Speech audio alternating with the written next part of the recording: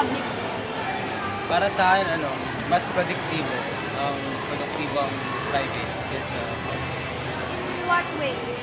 sa mga aktibidades, mga programs, interactions, mga In what way naman may disadvantage yung private school from public schools?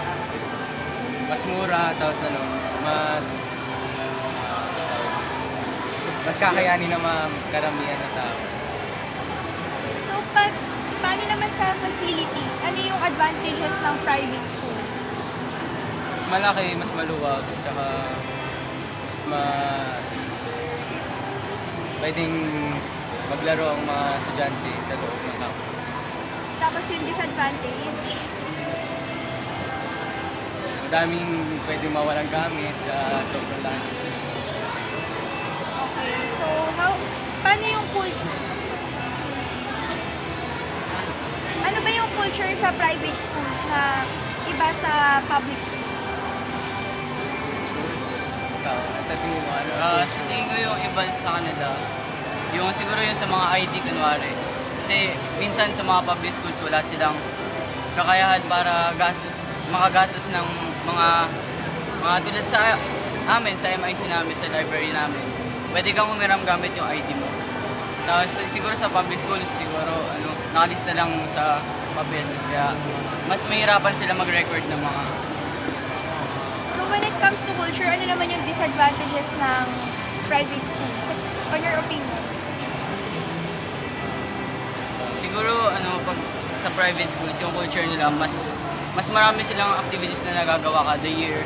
And minsan nadadagdagan pa siya. While sa public schools, minsan onti lang, minsan may ibang hindi nagagawa kasi sa kakulangan ng funds. ito lang rin. Tsaka sa mga sa time na ginagawa ng mga teachers. Tapos, yun lang. Ano naman yung mga lessons na natutunan nyo habang nag-aaral kayo sa private schools?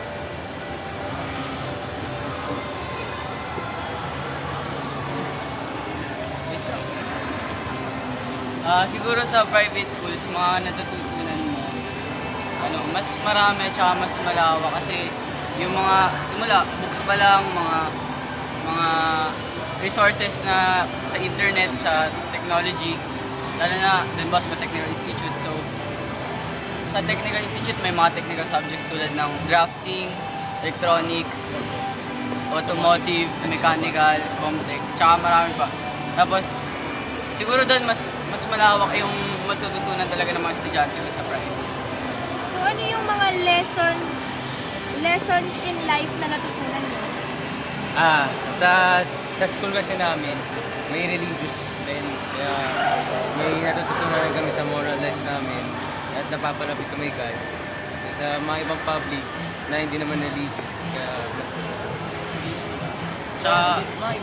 Tsaka meron rin mga programs tulad ng retreats, recollections. Tapos kada week meron kaming mass para mas maka-cope up kami sa.